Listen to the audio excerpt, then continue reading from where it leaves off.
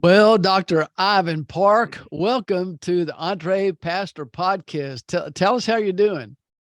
I'm doing great. Just taught an Old Testament class, and now I'm at my break for lunch, and I couldn't spend my lunch break any other way than with you fellas and with man, we are the honored. with You the have hit esteemed You've group. hit the pinnacle of life when you're doing an EntrePastors right. podcast I interview. sure have. Yeah, you can just retire now. I mean, where are you There's going nowhere to go, to go from here. Yeah. Hey, my Nowhere to students go. wouldn't mind. I'll just tell them I've walked out. They don't have to take a final exam. They'd be happy. Oh, man. Well, to give our listeners a heads up, for anybody that has aspirations of writing, of publishing a book, of building out a platform, and your background is in ministry, like many of our listeners are, then you are going to want to lean in and listen to what Ivan Park has to say. We'll get to all of that in a few minutes, but why don't we start, Ivan, by you just giving us a little bit of background. Tell us where you are and a little bit about yourself, and we'll go from there. All right. Currently, my full-time position in ministry is serving as a professor, as well as assistant to the chair here at Mississippi College in the Department of Christian Studies. I have been a pastor, served as a pastor north of Birmingham, Alabama. And before that was a minister of youth in Louisiana. Though I'm teaching full time, I still have the privilege to preach and teach in local churches. And I'm serving presently in my 12th interim in Southwest Mississippi in a county seat town called Liberty, where some who listen to the podcast might remember Jerry Clower, the Baptist comedian. Jerry hails from Liberty, although he was part of a different church in the town. I'm at Liberty Baptist Church. My wife, Marianne, she and I just celebrated our 32nd year of marriage. Marianne is an adjunct professor, teaches statistics here at Mississippi College. She's also a realtor. We have two wonderful kids. Our daughter, our older, Anne-Marie, and her husband, Michael, live in the Nashville area where Anne-Marie teaches middle school math. Our son-in-law, he works at Lifeway and is responsible for Centra Kids and Student Life camps. We have a grand dog. That's all we have, but we're happy to have our grand dog. And our son goes by JP. His full name is Jonathan David, but everybody calls him JP. He is an M1. He is 26 years old and is back in school again at UMMC, Ole Miss's medical school here in the city of Jackson, and is doing quite well. So that is just a brief summary of who I am and where I am. Well, in full disclosure, John, as you know, but for our listeners, Ivan and I go back quite a ways, and I remember when he was still a single man. So I can't believe it's been 32 years. But I will say this, knowing what I do about you now, whoever it was that had the foresight and the wisdom and the savvy to bring you on Mississippi College's faculty is one sharp dude. I don't know who that might have been, but man, kudos to him. Exactly right, John. I don't know if you've ever heard of a fellow named Dr. Les Hughes, but he was, Dr. That's Hughes. Right. That's right. When you said Dr. Hughes earlier, I almost made a joke and said, "Who's that? Dr. Hughes?" I only know Les. That's right. But, yeah, That's right. Who's And that? I love how, adversity forges deeper relationships. Les and I knew each other while we were master's students, but when we sat in the Gospel of Mark in Greek, Mercy. that's when we really became friends. It was through the fires of doctoral work. Yeah. And Another way to say thanks be that to is God. misery loves company. That's right. That's right. Well, just to listen to all of that, it's just so awesome to hear what's going on in this season of your life, because when many of your colleagues at the stage that you are would be sort of gearing down and tapping the brake quite a bit, you're, I think, doing the opposite. Now you may not be in the same sort of grind that it can be in ministry and higher education in the next season of your life, but you're not going to be, just sitting on a beach somewhere sipping smoothies. I mean, you've got some plans. You're doing some things right now that I think, Ivan, that and Jon, a lot of people that are in the collegiate space, I think they're missing some things, Ivan, because I know several individuals that, and even when I was on faculty and serving on staff there as your colleague, I don't think at the time appreciate the flexibility and the even on it, if you're on a collegiate campus somewhere now, and you're being encouraged to produce and to write and submit articles, that you are primed and ready and positioned for some of the things we talk about in the EntrePastor world. Am I right in saying that, Ivan? Absolutely. And what I would add, Les, is just how good God is. God's written my life better than I could ever have imagined or thought. And what I tell my students semester after semester, whatever God's laid upon your heart, whatever you have a passion to do, I hope you get to do it and get paid for it. Mm-hmm. Yeah. So for what I get to do here in the academic setting, but also in the church setting, I can't believe I get paid to do this, because I've taught the Bible for free. I've been a Sunday school teacher. And to think that this is not a job, although it is my job, it is really a joy for me. And as you said, Les, there is a freedom here and a platform here in an academic setting. Yeah. I know the constraints of the pastor schedule, which is what you still know day after day. And so I'm thankful to get to do, I guess you could say I've got a leg in both worlds. I've got a leg in the academic community and a leg in the local church. And I never want to lose my connection to the local church. Absolutely. Well, and one of the things that we'll do for the backstage portion of the podcast for all the people that are our members and subscribers to our backstage pass is, I would love to hear more about the story of it. It really is in many ways, Jon, rags to riches. Although, Ivan was born in Bombay, and it's a long way from Bombay to Clinton, Mississippi, and now getting ready to publish and release this book that we'll talk about. So let's go ahead and talk about that, and we'll save some of the other for our backstage portion and see where the conversation goes. So the reason that you're on this podcast, specifically you are on this podcast today, is Ivan, you are officially the first book published by EntrePastors Press. That's right. Yes. We're an imprint of Morgan James Publishing, a New York publishing house. And I am so blessed to be able to say that and experience this journey with you. And so let's first of all talk about When Life Meets the Soul. That's the title of your book. So let's talk about that a little bit. And then we'll step back some, and I want to talk about the publishing process and specifically some obstacles that you were running into early on, and then some things that happened to sort of get you unstuck, because I feel like there are probably a lot of people right now I know people that have literally have told me, I've got 10 books on my hard drive right now, but so far they don't have a publisher, they're not self-publishing, and they're just sort of sitting there. And man, that's a shame. Those books need to be written, and they need to be read by somebody. Amen. So tell us first of all about your book that's coming out, and the official this will come out on Friday. What's the date for this? What date is it? It is Tuesday of next week, so November the 15th. The 15th. So this podcast will come out the Friday before that. Right. So we're recording it and it'll come out the Friday before that. So when you hear this podcast, when it's released, just know that the next week it will be the book is available and is officially going to be hitting the different book distributors. So if you hear it anytime in the future, you certainly can get your hands on a copy. So tell us what led you to get that message out of your heart and on paper.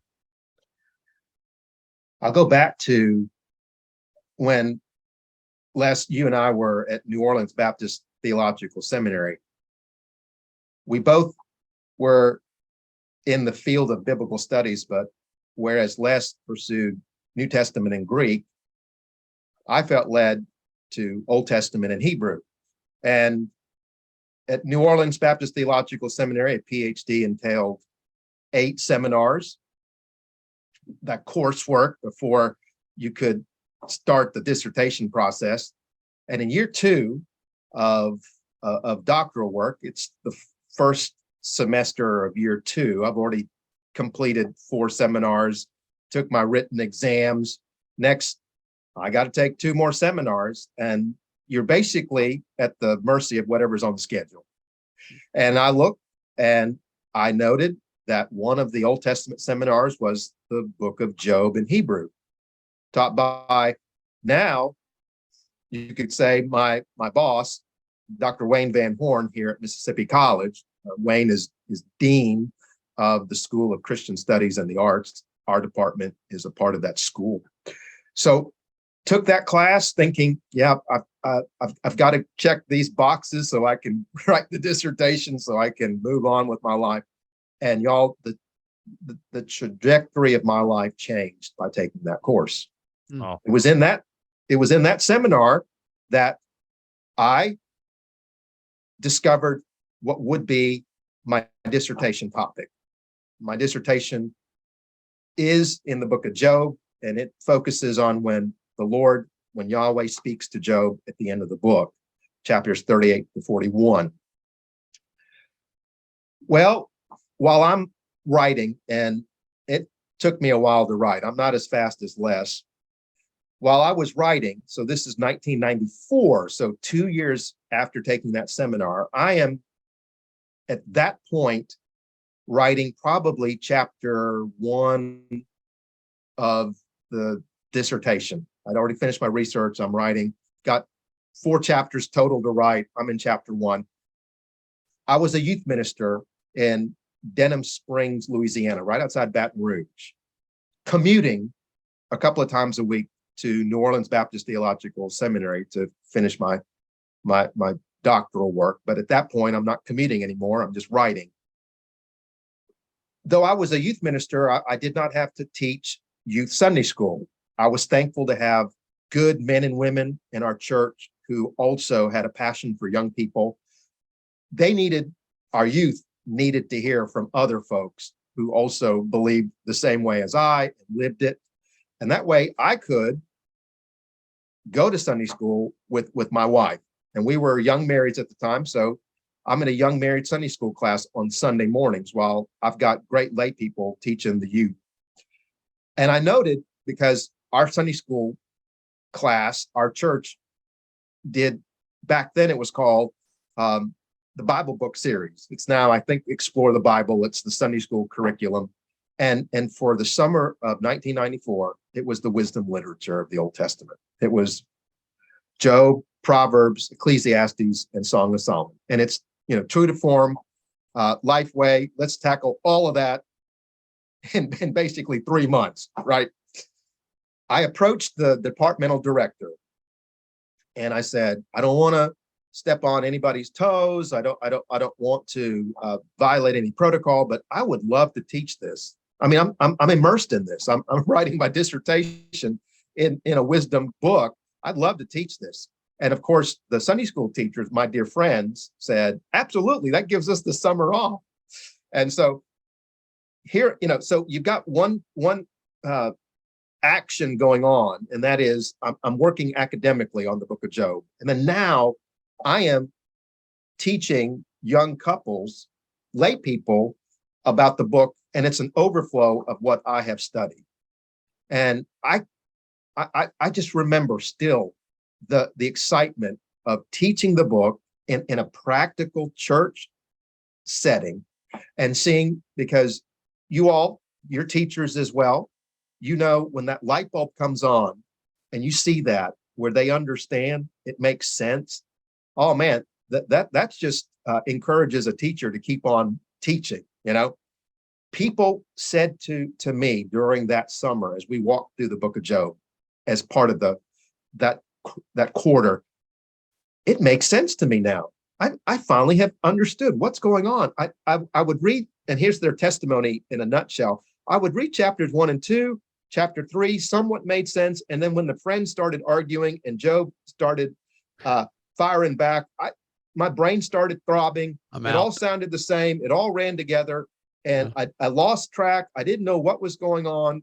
And I hate to tell you, but I just turned the page to Psalms and praised God that I was out of the book of Job. Yeah. And so here I was getting to teach them and make that connection with lay people. And y'all, that began for me 27 years now and counting, where I've taught the book to lay people. Done it in Sunday school, Wednesday night series, Sunday night series. I've done retreats. So done it over a weekend.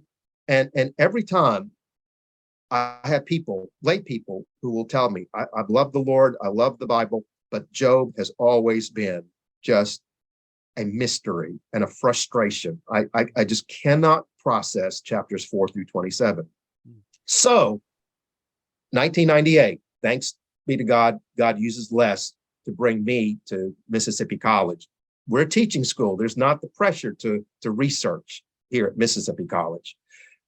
I decided, however, in 1999, 1 year after I started here at the school, to write, to actually put down on paper what I've been teaching in the churches. For us in the scholarly world, we ministers, we professionals, there's lots of resources, commentaries, journal articles, good books on Job. But for the person in the pew, there's very little. I'm not saying I don't want to underestimate someone in the pew, but most likely the person in the pew will not pick up a commentary on Job or read a journal article. So I did my review of related literature, what's out there on the shelf for a lay person. Chuck Swindoll had written a book, Word Publishing produced it. It was part of his series on Bible characters. Jill Briscoe had written a book. It had to be a Monday. Philip Yancey had featured the book of Job in the second half of his excellent work, Disappointment with God. But there really was not what I would call a book like I felt should have been written. Okay. And so coming to the book, what's the niche of this book? Well, for others who had written about the book of Job and Job himself, of course, the angle taken is suffering and tragedy. Suffering and tragedy. So even someone who's not a Christian, Rabbi Harold Kushner wrote a book, When Bad Things Happen to Good People, and he uses the book of Job in that bestseller. Mm-hmm. Disappointment with God, Philip Yancey. It had to be a Monday, Jill Briscoe. Mm-hmm. This book contends that the book of Job is not just for tragedy or for the valley experiences, but also for the mountaintop experiences and everything in between. So the subtitle of my book is Everyday Lessons from the Book of Job. It's not just to be read in time of hardship. The other niche, the uniqueness of the book, I believe today that our society has a smaller attention span for nonfiction. Jon, Les, you and I have read the typical technical nonfiction books, 300-400 pages, right? No pictures, and chapters that are 40, 50, 60 pages long. And by my bedstand, I've got a stack of excellent nonfiction books with bookmarks. And what happened, even for me, life took me in another direction. I got distracted, and I can't remember where I am in that book. And I'm going to have to go back and start that book over. So instead of this book, which is about 240 pages, this book is not 4 or 5 chapters. This book is 25 chapters that are 5 to 10 pages long. And therefore, you could read a chapter in 15 minutes or so, incorporate it in your quiet time. You could finish a chapter completely, put it aside, not pick it up again for 2 or 3 weeks, and know exactly where you were and continue on. Hey, I have a question about that, because I think that's really a great piece of advice for someone that's in the process of writing right now. And in many ways, writing a book is like raising a child. Right. You sort of have to be, you need to be careful about telling somebody else how to do it, because everybody's sort of got their own way. And they're going to have to live with the results as well. But I'm curious about that part of it. When you began and you started to write the work, did you always have that in mind? And I guess one of my questions is, if we're going to talk process a little bit and not only message, how much of that changed between the first, you first putting yourself in the chair and starting to write, but then going through the process of working with a publisher? Because I know that they want to respect the thoughts of the author as well, but they also are pretty good at what they do. So did you always intend for the book to take that form? I did. And I don't want to take credit. I'll say it's providential that God led me that way. Mm-hmm. And in part, for any author, you need to know your target audience. And I had that in mind. As I said, eventually to David Hancock, who is CEO of Morgan James, this material has been field tested. I don't have to wonder, does this resonate with the individuals whom I'm addressing? Because I've seen real time teaching them their response to the material. This is field tested over and over and over again. And for me, and I don't know how others who will be listening to us, I wrote without a contract. And what I discovered, having talked to David Hancock, is that's not unusual. So just because you don't have a contract doesn't mean you have no opportunity. There's no hope. There you go. Mm-hmm. And for me, thanks be to God, because I'm as slow as a snail. And had I had a contract, I would have breached it about 18, 19 years ago. You know, there is this challenge, of course, but if the Lord wants you to, he put the book in your heart and you know, he wants it published, he'll find the way. And I love the fact that once again, God used Les Hughes in my life, that it was a conversation at his kitchen table, dining table in August of last year. And he said, I know somebody named David Hancock.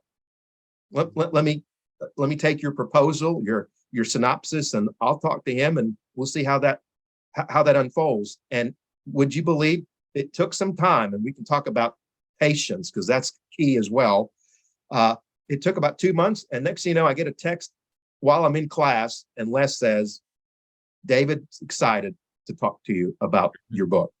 So sometimes the publisher, if it's on the front end, if you sign the contract, then they will probably exert more. Okay, here's what we want to see. They would probably have a hand in guiding, in making suggestions. You know, Les, you would know better because you wrote with a contract when you wrote your book, The Sound of God's Applause.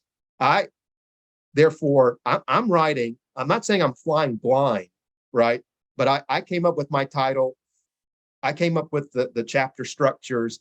I came up with the number of chapters, and I'm just telling you, both ways work. Les's book is an excellent book, and I'm thankful that my book has been well received already.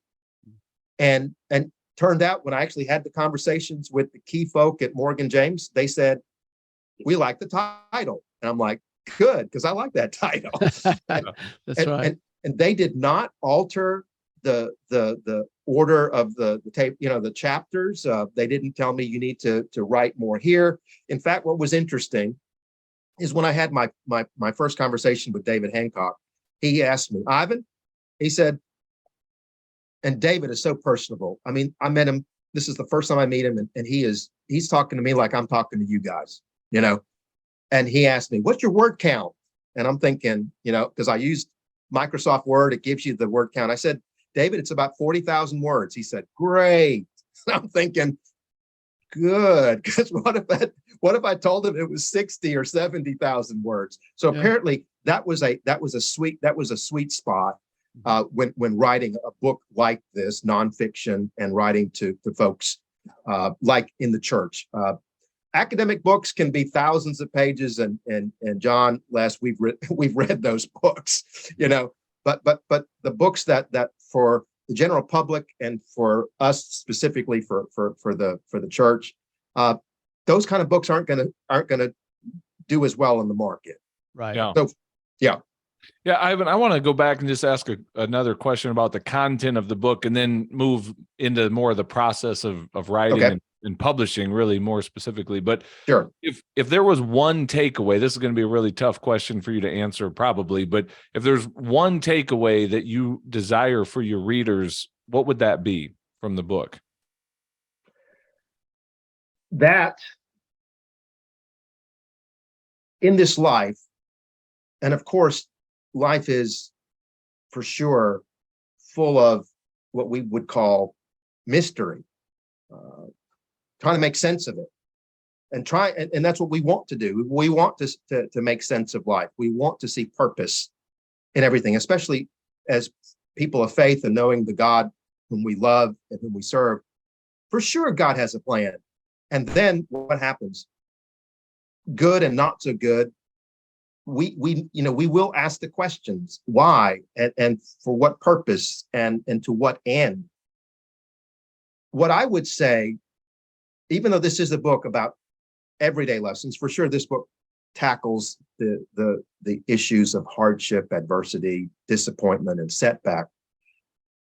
And I can even speak from my own testimony, Jon, is that, and this is in the book, you have to give God the benefit of the doubt. You have to as well realize, though we don't like to admit it, we just don't have the perspective. We don't have the drone's perspective, or let's say heaven's perspective to see what's happening, the big picture. And we don't have the cognitive skills. No matter how educated we become, we just don't have all the information to make the call to say, this is why whatever is happening. We just watch the World Series. And what I would say is we're just not good umpires calling balls and strikes. When something happens to us, we might respond, man, that's a strike. That's good. And it could be not that big a deal down the road. Or we could call something a ball. I mean, that's bad. That's the worst thing that could ever happen to me. And then, we can all look back in our lives and we can see, wow, I wouldn't want that to happen again, but man, I am who I am today because of that event and how God was faithful to me in the process. He let that happen, but he didn't abandon me in it. So there is a chapter in the book, and it simply says, leaving it blank. We don't like blanks. Yep. I mean, my students, as an example, even when they don't know the answer, they'll write gobbledygook, hoping that that's something that can give them some credit. We do that with life. Oftentimes, though, and I'm looking at myself, putting something in the blank, then what I do is I get upset at the answer I put in the blank. So I have no idea what's happening. I think it's this, and then I get upset based on what I think it is. And that's Job's friends, right? They have no idea that God's testing him because he's righteous. They already have concluded. They filled the blank with, yeah, you're a sinner.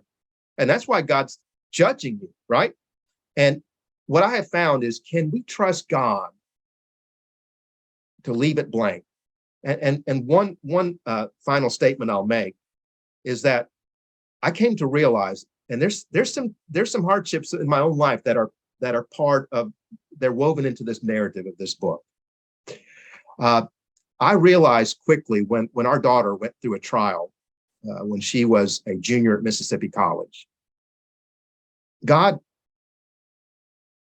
I'm not going to go there. I'm not going to go to the what ifs because I have no idea what's going to happen to Anne-Marie. I am no more qualified to handle the what ifs of life as I am qualified to handle the what's of life. And so I resolved, nope, I'm not going to speculate. I'm not going to extrapolate. I'm going to just fall at your feet and desperately plead and pray, God, do something. But I'm going to leave it blank and trust you. I can't handle what ifs. I can't handle what's. Yeah. That's so good. When I read, and I just recently read through Job, when I hear just the back and forth with his friends, I'm like, these guys were bloggers before the internet was a thing, just have to bloviate and share their opinion on something. But, exactly. The bathroom in the basement, man, the whole Right. Good time. analogy. Good Right. analogy. Well, hey, here's one thing I love about your story, and yet it's probably a real frustration for so many pastors out there you started writing this book in 1994, correct? Did I hear that correctly? Well, it's I guess the genesis of it could go back to 94. The research started in 99, and then the writing started shortly thereafter. So it really is 2 decades worth of my life. It really is. You're right. And what I love about that, and also the tension I want to tap into a little bit, is how many other pastors are out there that have, like Les said earlier in the conversation, books that have been started that are in their heart, and they're sitting on a hard drive somewhere, and they need to get out into the world. And I don't Right. want to insert EntrePastors Press here and just say we get all the credit for this, but I do know, like, we helped connect a bridge. We helped connect an author to a publisher, and what we've done with you as our very first published author, we want to do this many times over. Amen. With pastors who have good content. They have great messages. We want those messages to be out in the world in book form. So what I'd love to hear you speak about a little bit is just, what has that process been like with you? I'm always grateful for the first one, right? I'm always grateful for the first one who hires me as a coach, or the first Right. one who subscribes to my podcast. It kind of validates it, but I'm also curious, like, what was that process like for you working with EntrePastors Press, which is an imprint of Morgan James? That's really who the relationship is with. But describe that process, if you don't mind, the good, the bad, the ugly. If there's something that we can improve, we want to hear that too. So just because we're on a podcast, don't sugarcoat it for us. Yeah. Well, it is a learning process for sure. You grow as a person from the research to the final word that you write. It's a journey, and it has twists and turns and ups and downs.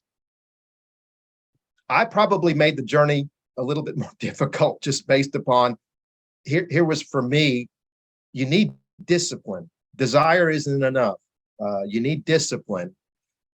Good intentions only go so far. And the discipline means you stay with it, regardless of your circumstances. And we all know, hey, as pastors, you got your schedule, and then you've got 2 surgeries that you didn't plan, and then there's a funeral, and you're thinking to yourself, when you do have a down moment, it's like, do I really want to write? Do I really want to do work here? And I would say that do not underestimate just even 30 minutes of your schedule. Les and I have the same mentor, Harold Bryson, and Dr. Bryson has written a number of books in the area of preaching, and he explained, how do you write? He said, you simply sit in a chair, put your butt in a chair. That's exactly what he said. I was you're right. To see if you said it. Yeah, and you're right. You do this more or less regularly, and if possible, almost every day. And even if you leave that session, you close your computer and you only wrote a paragraph, hey, that's better than 3 weeks that go by, and then you have to reacquaint yourself with, where were you, and how do you move forward from here? What was my last thought? So don't underestimate the small opportunities that can emerge in your day. Accountability is good. Discipline is also, yes, as I said, is better than desire, but you need some accountability. Is there somebody in your life that can ask you those kind of questions? Hey, where are you in the process? Did you do some writing? You may want to let your wife do that, but she's already got enough on her plate trying to make you who you should be. You might find another layperson, a prayer partner, somebody that would when you meet with him, he's going to ask those questions, and you're going to have to tell the truth. No, to be honest, I got involved on Netflix, and I didn't write any, over the last 3 or 4 days. The contract, as Les would tell you, gives you that accountability because they're built-in deadlines. But when you write like I did without a contract, that's a little bit more difficult. You have freedom, yes, but then the freedom means, I don't have somebody over my shoulder that's going to be calling me or emailing me saying, what's up, submit something, So accountability is good for us in every sense of the word. for me, therefore, EntrePastors has definitely been nothing other than the platform to get this book. I have no complaints. They've never been a taskmaster, because I guess you could say I'm first, and I'm also unique because I joined. You could say I wrote the book, and then EntrePastors was part of the publishing process, not the writing process. Correct. But, Yeah. but nevertheless, I hope that those who are listening will take to heart the fact that, desire is great. You have to start somewhere. Discipline keeps you going, and accountability keeps you on track. That's good. Well, we want to go to backstage here in just a few minutes, and I do want to hear the personal side of the story, that how in the world from Bombay to published author now, and, right. and building a significant platform. But the one thing I want to do is, before we sign off for everyone, I want you to let us know how we can get our hands on the book, and yes. where we can go if you have a website or something that even it helps interact a little bit with you. So please tell us that. One of the questions that I have, though, is for those who are using the message speaks for itself, and it will. So if we talk about the purpose of a book, we're talking about the message and the purpose in the life of the reader. But something that we emphasize when we work with our authors is it's okay to have an agenda for you, the author, for the book. Like, what would you like your life to look like as a result, in part as a result of having written this work? So I'll ask you that question. What do you foresee in terms of a part of your platform, or a part of your message or your voice? What would you like to see as a result of this book? Thank you, Les. That's something that Les, David Hancock have reminded me, that it for us who have written or wanting to write, we tend to think that the book, once you finish it and it's published, your work is done. But it really is a means to an end, and there's a greater end. There's more opportunities. It's a platform that the book provides for you, and it opens some doors, right or wrong. But that's just the way society is. Oh, you're a published author, so you all of a sudden have greater hearing, perceive more credibility, more respect, and so I don't want it to sound cliche. I love what I get to do. If I get to retire as a professor, that's great. But I'm just telling you, and telling those listening to us, write the book.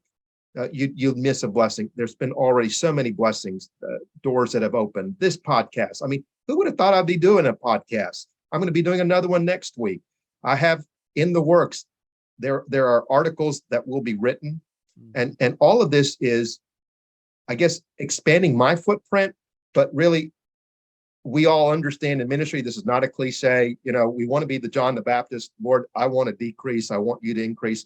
But this gives me the opportunity to share the truths of the scripture, and to help more people than I could have on my own in my world. That's good. And so as I prayed to the Lord, God, I don't want to misstep on this journey. I want it to continue. I don't know where it's going to take me, but I just thank you for the privilege that I've already stepped on ground that I never would have anticipated. And it's a result of the ongoing consequences, good consequences of writing the book. Les, you said, where can one find the book? It is available presently through anywhere that books are sold. Of course, Barnes and Noble, Books A Million, Target, Amazon. Yes, I do have a website that's being built and should be launched in a week or so. The website address is it's all lowercase, ivanparke.com. So IVAN, no space, PARKE. So www.ivanparke.com. Not only would I encourage folks to visit the website, but I also have some free resources available. I have a PowerPoint. I have more handouts that can be used for anyone who wants to do further study or incorporate it into a Bible study, because the book can be a Bible study. We, and I say we because I have a former student from Mississippi College named Tim Peabody. Tim is now a minister at the church where my family are members, where Les and his family were once members, Morrison Heights Baptist Church. Tim Peabody, minister of adults, he's Dr. Tim Peabody now, and he is like a guru of small group. I mean, small group Bible study is his passion. So I approached Tim, I'm one of his mentors, and I said, Tim, would you be willing to produce a reader's guide incorporating this book I've written and the book of Job? And Tim's done the work. It's a 10-session reader's guide with questions, discussion questions that incorporate, and it walks people not necessarily through my book, that it's part of that, but it walks people what we want. We want people to know the book of Job better. And so it's a 10-week Bible study, and that resource will be available on my website as well as through Amazon. Okay, great. So perfect. Talking to, obviously we've got pastors, and I'm really excited. I've got a friend of mine in Texas. He's not a pastor, he's a layperson, and he leads Bible studies. He said, our church is going to do your book and that reader's guide in the spring. And it's like, Lord, my prayer is, God, may the book be in the right hand at the right time, and may it be in as many churches as possible, many homes, and as many Bible studies as possible. So there you go. Absolutely. That's cool. perfect. That's perfect. Well, John, I'm going to give it to you to sign us off, and then we'll go to backstage. Yeah, well, again, Ivan, it's a pleasure for me to get to meet you. I know you've known Les all of his life, which that is a lot of years. So anyway, pleasure to meet you. I've heard good things about you, and thank you for your time coming on the show. And we wish you nothing but success with the sale of your book. Thank you very much. It makes its impact and serves people. So if you're good with it, we'll join you backstage in a few minutes, and we'll continue the conversation about how God is writing amazing stories behind the scenes, connecting those dots of our life to bring us from where we started to where he wants us to be. Is that good? Looking forward to it, John. All right, man. See you shortly.